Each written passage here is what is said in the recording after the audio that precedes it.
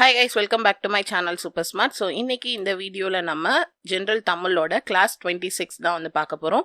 So இந்த 26th கிளாஸ்ல நம்ம வந்துட்டு இலக்கண குறிப்போட கடைசி பார்ட்டான பார்ட் 7 வீடியோ வந்து பார்க்க போறோம். ஸோ ஆல்ரெடி 6 பார்ட் வந்து இலக்கண குறிப்புலேருந்து நம்ம பார்த்துருக்கோம். நீங்கள் அதை பார்க்கணும்னு நினச்சிங்கன்னா கீழே டிஸ்கிரிப்ஷன் பாக்ஸ் செக் பண்ணுங்கள், இல்லைனா மேலே ஐ பட்டன் செக் பண்ணுங்கள், நான் உங்களுக்கு லிங்க் கொடுத்துருக்கேன். ஸோ இப்போ பார்ட் 7ல் மீதி இருக்கிற ஒரு 4 இலக்கண குறிப்பும் அதோட வகைகளும் வந்துட்டு நம்ம வந்து பார்ப்போம். ஸோ வாங்க வீடியோக்குள்ளே போகலாம்.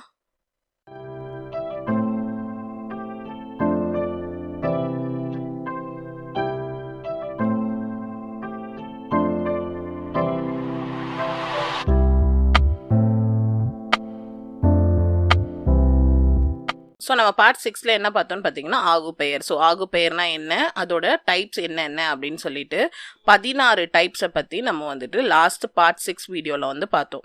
ஸோ இப்போது கண்டினியூஷனாக வந்துட்டு இந்த வீடியோவில் எழுத்து போலி அப்படின்னா என்ன அப்படின்னு சொல்லி பார்ப்போம். ஸோ போலி அப்படின்னா என்ன அர்த்தம்னு சொல்லி பார்த்தீங்கன்னா போல இருத்தல் அப்படின்னு சொல்லி அர்த்தம். ஸோ போலினாலே அது மாதிரி இருக்கிறது தான் நம்ம போலின்னு சொல்லுவோம். ஸோ போல இருத்தல் அப்படின்றது தான் அதோட பொருள். ஸோ இப்போ எக்ஸாம்பிள் பார்த்தீங்கன்னா அறம் செய்ய விரும்பு அப்படின்னு இருக்கு, இங்க அரண் வலியுறுத்துதல் அப்படின்னு இருக்கு. ஸோ இந்த அறமுக்கும் அரணுக்கும் என்ன மீனிங்னு பார்த்தீங்கன்னா ஒரே விதமான மீனிங் தான். ஆனால் இங்க இம் வந்திருக்கு, இங்க வந்து இன் வந்திருக்கு. ஸோ இந்த எழுத்து வந்து மாறி வந்தாலும் அந்த வார்த்தையோட பொருள் வந்து மாறல.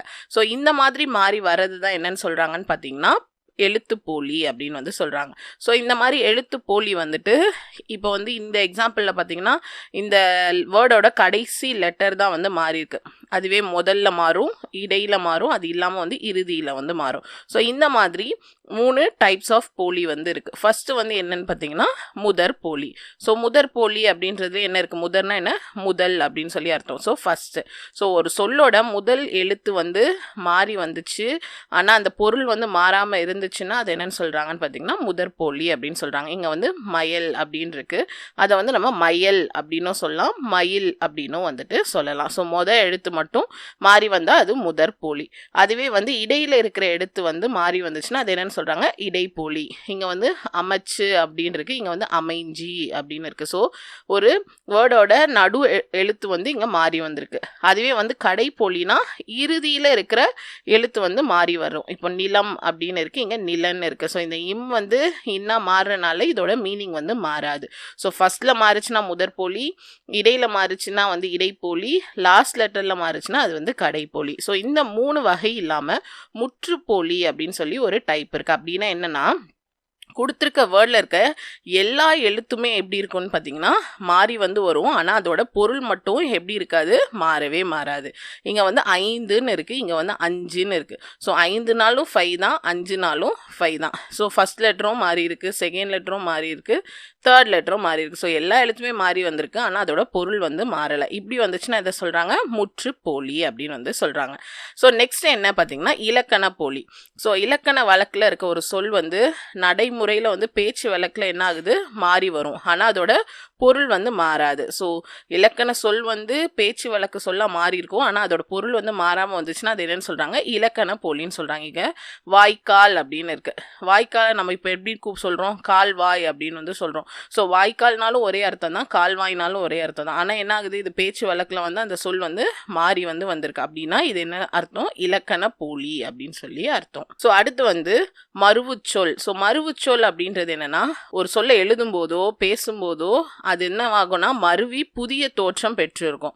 அதை தான் என்னன்னு சொல்றாங்கன்னு பார்த்தீங்கன்னா மருவுச்சொல் அப்படின்னு சொல்லி சொல்றாங்க. ஸோ மோஸ்ட்லி இது வந்து ஊர் பெயருக்கோ இல்லைன்னா உறவு பெயருக்கும் தான் வந்துட்டு இந்த மாதிரி மாறி வந்து வந்திருக்கும். இப்போ தஞ்சாவூர் அப்படின்றத நம்ம என்னன்னு சொல்றோம், தஞ்சை அப்படின்னு சொல்லி சுருக்கிட்டோம் பேச்சு வழக்கில். அது மாதிரி என் தந்தை அப்படின்றத இப்போ எந்தை அப்படின்னு வந்து சொல்றாங்க. ஸோ இந்த மாதிரி அதோட சொல்ல வந்து எழுதும்போதோ எல்லாம் பேசும்போதோ நம்ம என்ன பண்றோம், சுருக்கி வந்து சொன்னோம். அதுதான் என்னன்னு சொல்றாங்கன்னு பார்த்தீங்கன்னா மருவுச்சொல் அப்படின்னு சொல்றாங்க. இப்போ திருச்சிராப்பள்ளி அப்படின்றத திருச்சி அப்படின்னு நம்ம சொல்றோம். இந்த மாதிரி சுருக்கி சுருக்கி சொல்றது தான் நம்ம என்னன்னு சொல்றோம் மருவுச்சொல் அப்படின்னு சொல்லி அர்த்தம்.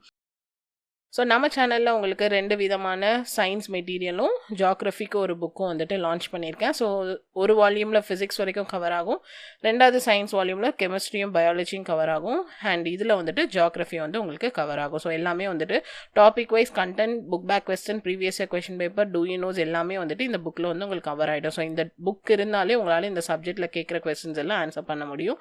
ஸோ அதுக்கான டீட்டெயில்ஸ் எல்லாமே வந்துட்டு உங்களுக்கு நான் வந்து வெப்சைட்டில் கொடுத்துருக்கேன். நம்ம வெப்சைட்லேயே நீங்கள் பர்ச்சேஸ் பண்ணலாம், அமேசான்லேயும் பர்ச்சேஸ் பண்ணிக்கலாம். அண்ட் அது மட்டும் இல்லாமல் ஒரு கொஸ்டின் பேங்க்கும் வந்துட்டு அவைலபிளாக இருக்குது. இதுவும் டாபிக் வைஸ் வந்து உங்களுக்கு அந்த டாபிக் ரிலேட்டடான கொஸ்டின்ஸ் இருக்கும், பின்னாடி ஆன்சர் கீ இருக்கும். ஸோ இதை வந்து நீங்கள் ஒரு டெஸ்ட் எழுதி பார்க்குற ஒரு நோட்டாகவும் யூஸ் பண்ணலாம், மார்க் பண்ணதுக்கப்புறம் ஒரு கொஸ்டின் பேங்காகவும் நீங்கள் வந்து யூஸ் பண்ணிக்கலாம். ஸோ இதையும் வந்துட்டு நீங்கள் நம்ம சேனல்லையும் பர்ச்சேஸ் பண்ணலாம், அண்ட் அமேசான்லேயும் நீங்கள் வந்து பர்ச்சேஸ் பண்ணிக்கலாம். ஸோ லாஸ்ட்டாக வந்துட்டு என்னன்னு பார்த்தீங்கன்னா செய்யுள் விகாரம். ஸோ விகாரம் அப்படின்னா இயல்பாக ஒரு மாற்றம் அடைகிறத நம்ம என்னென்னு சொல்கிறோம், விகாரம்னு சொல்கிறோம். ஸோ புணர்ச்சி படிக்கும்போது விகாரம் வந்து தோன்றல் விகாரம், திரிதல் விகாரம் அப்படின்னு சொல்லிட்டு நம்ம என்ன பார்த்தோம்னா விகாரமில் வந்துட்டு புணர்ச்சி ரீதியான டைப்ஸ் வந்து பார்த்தோம். ஸோ அது வந்து செய்யுள்லையும் வரும், நார்மலான பேச்சு வழக்குலையும் வந்துட்டு வரும். ஆனால் செய்யுள் விகாரம்னா செய்யுளில் இருக்கிற சில இடங்களில் வந்து சொற்கள் வந்து விகாரப்படுறது தான் நம்ம என்னென்னு சொல்கிறாங்க, செய்யுள் விகாரம் அப்படின்னு சொல்கிறாங்க. ஸோ இந்த மாதிரி விகாரம் வந்து மொத்தம் 9 டைப்ஸ் வந்து இருக்கு. ஸோ செய்யுள்ள மட்டும் மாற்றங்கள் ஏற்பட்டுச்சுன்னா அது செய்யுள் விகாரம். ஸோ இப்போ ஃபர்ஸ்ட் டைப் என்னன்னா வலிதல் விகாரம். ஸோ வலிதல் அப்படின்னா என்ன, மெல்லின எழுத்து வந்து வல்லின எழுத்தா வந்து மாறுறது. ஸோ மெல்லினம் டு வல்லினம். ஸோ இங்க வந்து குறுந்தாட் பூதம் அப்படின்னு இருக்கு, இது வந்து குறுந்தாள் பூதம்னு இருக்கு. இந்த இல் அப்படின்ற மெல்லின எழுத்து வந்து இட் அப்படின்ற வல்லின எழுத்தா மாறி இருக்கு, அதனால இது வலிதல் விகாரம். அடுத்து வந்து மெலிதல் விகாரம். மெலிதல் விகாரம்னா அப்படியே ஆப்போசிட், வல்லின எழுத்து என்னவா மாறி இருக்கும், மெல்லின எழுத்தா வந்து மாறி இருக்கும். இங்க வந்து எக்ஸாம்பிள் பார்த்தீங்கன்னா தண்டை இன் அப்படின்னு இருக்கு. ஸோ இந்த இன் வந்து என்னவா இருந்து மாறி இருக்குன்னு பார்த்தீங்கன்னா இட்டா இருந்து மாறி இருக்கு. ஸோ வல்லின எழுத்து மெல்லின எழுத்தா மாறி இருக்கு, அப்போனா இது மெல்லிதல் விகாரம். அடுத்து வந்து நீட்டல் விகாரம், அதாவது குறில் வந்து நெடிலா வந்து மாறி வருது. ஸோ இங்க வந்து நிழல் அப்படின்னு வர வேண்டிய இடத்துல நீலலே அப்படின்னு சொல்லி வந்திருக்கு. ஸோ இது வந்து குறில் வந்து நெடிலா வந்து மாறி இருக்கு, அப்படின்னா அது வந்து நீட்டல் விகாரம். அடுத்து வந்து குறுக்கல் விகாரம் அப்படின்னா நெடில் வந்து குறிலா வந்து மாறுது. இங்க வந்து தீயேன் அப்படின்னு வர்றது வந்து தீயேன் அப்படின்னு சொல்லி வந்திருக்கு. அடுத்து 5th டைப் வந்து விரிதல் விகாரம். ஸோ ஒரு சொல்ல வந்து இல்லாத எழுத்தை வந்து போட்டு எழுதுனா அது வந்து விரிதல், அதாவது இருக்கிற சொல்ல விட விரியுது அந்த இடம், அதனால விரிதல். ஸோ இங்க வந்து விளையுமே அப்படின்னு சொல்லி வர இடத்துல விளையும் இம்முன்னு ஒரு எழுத்தை வந்து சேர்த்திருக்காங்க, அதனால அது வந்து விரிதல் விகாரம். நெக்ஸ்ட் வந்து தொகுதல் விகாரம் அப்படின்னா என்னது, குறுக்கிறது, ஒரு இடத்துல இருக்கிற சொல்ல வந்து நீக்கி எழுதுனா அது வந்து தொகுதல் விகாரம். இங்க வந்து சிறி இலை அப்படின்னா என்ன அர்த்தம், சிறிய இலைன்னு அர்த்தம். ஸோ இங்க யால என்ன இருக்கு, இ பிளஸ் ஆ வந்து இருக்கு. இப்போ இந்த ஆ என்ன ஆயிடுச்சுன்னா மறைஞ்சு இ பிளஸ் இ வந்து ஈயா மாறி சிறி இலை அப்படின்னு சொல்லி மாறி இருக்கு. ஸோ இந்த அகர வார்த்தை வந்து மறைஞ்சு வந்திருக்கு, மறைஞ்சுன்னா நீக்கி வந்து எழுதியிருக்காங்க, அதனால இது என்ன அர்த்தம், தொகுதல் விகாரம் அப்படின்னு சொல்லி அர்த்தம். அடுத்து வந்து முதற்குறை. ஒரு சொல்லோட முதல் எழுத்து வந்து குறைந்து வந்தா அது வந்து முதற்குறை. இங்க வந்து மறை இதழ் அப்படின்னு இருக்கு. ஸோ ஆக்சுவலி இங்க என்ன வரணும், தாமரை இதழ் அப்படின்னு சொல்லி வரணும். ஸோ இங்க முதல் எழுத்து வந்து என்னாச்சு, வரவே இல்லை அந்த சொல்லல, அதனால இது வந்து முதற்குறை. நெக்ஸ்ட் வந்து இடைக்குறை விகாரம்னா ஒரு சொல்லோட இடையில உள்ள எழுத்து வந்து குறைஞ்சு வரும். இங்க வந்து ஓதி அப்படின்னு இருக்கு, இங்க வந்து ஓந்தி அப்படின்னா ஓனான்னு அர்த்தம். ஓந்தி இந்த அப்படின்ற எழுத்து வந்து மறைஞ்சு வந்து வந்துடுறதுனால இது வந்து இடைக்குறை விகாரம். அடுத்து வந்து கடைக்குறை. ஒரு சொல்லோட இறுதி எழுத்து வந்து குறைந்து வருது. நீல் அப்படின்னு இருக்கு, இங்க வந்து நீலம் அப்படின்னு வர வேண்டியது நீல் அப்படின்னு வந்திருக்கு. ஸோ கடைசி எழுத்து வந்து மறைஞ்சு வந்ததுனால இது கடைக்குறை. ஸோ இதோட வந்துட்டு உங்களுக்கு இலக்கண குறிப்பு டாபிக் வந்து முடிஞ்சிருச்சு. ஸோ நம்ம பார்ட் 1ல இருந்து எல்லா விதமான இலக்கண குறிப்பும் பார்த்துட்டோம். ஸோ இதை விட்டு உங்களுக்கு இலக்கண குறிப்பு வந்து வராது. ஸோ புக்கு பின்னாடி இருக்கிற இலக்கண குறிப்பும் வந்து நீங்கள் ரெஃபர் பண்ணணும்.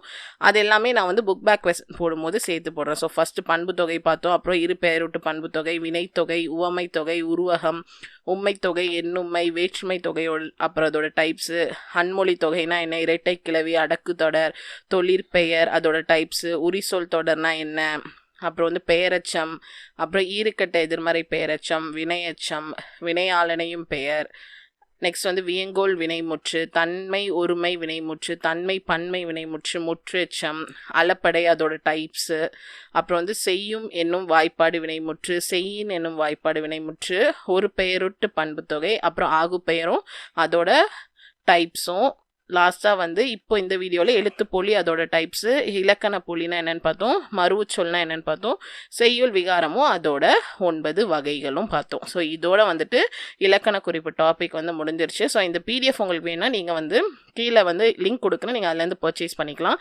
உங்களுக்கு இதில் மொத்தம் வந்துட்டு 14 பேப்பர்ஸ் வந்து இருக்குது. ஸோ 14 பேஜ் வந்து இந்த பிடிஎஃப்ல வந்து உங்களுக்கு இருக்குது. இது இல்லாமல் நம்மளோட சேனல்ல இருந்து ஜென்ரல் தமிழ் புக் வந்து லான்ச் பண்ணும்போது உங்களுக்கு இதுக்கு பின்னாடி இருக்க புக் பேக் கொஸ்டின்ஸ் எல்லாமே வந்துட்டு சால்வ் பண்ணி நான் உங்களுக்கு வந்து புக் வந்து போடுவேன். உங்களுக்கு வேணா நீங்கள் வந்து புக் வந்து பர்ச்சேஸ் பண்ணிக்கலாம். ஸோ இந்த வீடியோ உங்களுக்கு கிளியராக புரிஞ்சிருக்கும்னு நினைக்கிறேன். நெக்ஸ்ட் தமிழ் கிளாஸில் வந்து நம்ம இதுக்கு அடுத்த டாப்பிக்கை வந்து நம்ம பார்ப்போம். ஸோ இந்த வீடியோ உங்களுக்கு பிடிச்சிருந்தா லைக் பண்ணுங்கள், ஷேர் பண்ணுங்கள், மறக்காம சேனலை சப்ஸ்கிரைப் பண்ணுங்கள். தேங்க்யூ.